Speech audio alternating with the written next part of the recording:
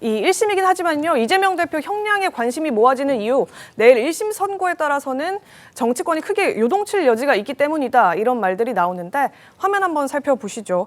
1심 선고 이후에 전국 시나리오 여러 가지로 나눠져 있습니다. 무죄가 나올 경우에는 위증교사 혐의 1심 판결에도 긍정적 영향을 미칠 수가 있고, 중도층으로부터 설득을 받을, 그래서 중도층 지지자들을 확장시킬 효과까지도 기대해 볼 수 있다, 이렇게 전망이 되고 있고, 벌금이 100만 원 미만일 경우 정치 탄압을 주장하며 반격하고 대여 공세를 좀 더 강화할 수 있다. 다만 100만 원 이상일 경우에는 대선 출마 가능성 자체가 흔들릴 위기가 있다.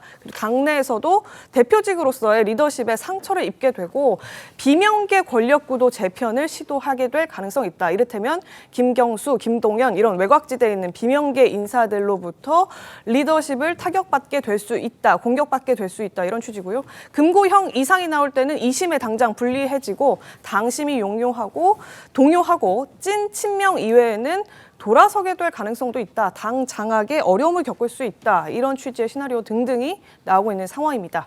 100만 원 이상이냐 미만이냐, 이 숫자 100이 이재명 대표의 정치적인 운명을 결정지을 수 있는 숫자다. 이런 얘기가 나오는 겁니다. 김 의원님. 지금 뭐 1년 나올 거다 이런 얘기도 나오고 있지 않습니까? 어떻게 전망하세요? 지금 이 순간 가장 힘드신 분이 재판부 판사일 것 같습니다.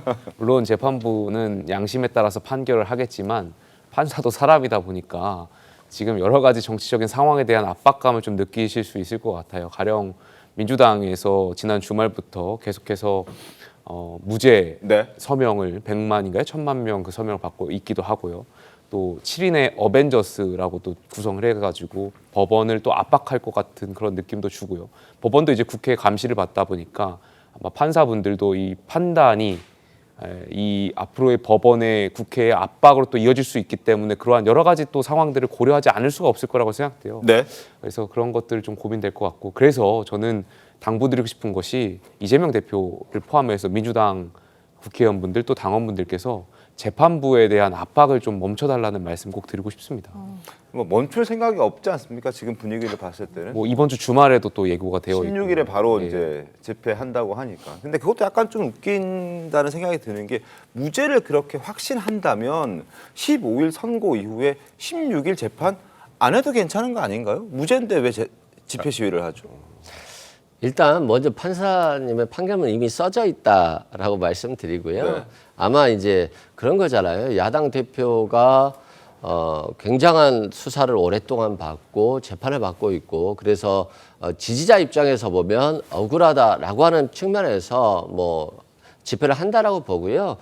판사가 법과 양심에 따라 판단하는데 저는 뭐 집회와 상관없이 판결할 거라고 보고요. 또 뭐 국민의힘에서 생중계 하라고 하잖아요. 생중계도 또 판사 입장에서 보면 굉장히 압박이 될 거예요. 그러니까 어떤 압박이 있든 어차피 정치적인 사건을 판결하는 것이니까 판사가 좀 판결을 법과 양심에 따라 하고 또 그걸 존중하면 되지 않을까 싶습니다. 최근의 상황에서 가장 우려되는 것은 여하튼 판사의 판단에 영향을 주기 위한 여론전을 민주당이 계속해서 추구하고 있다는 거고요.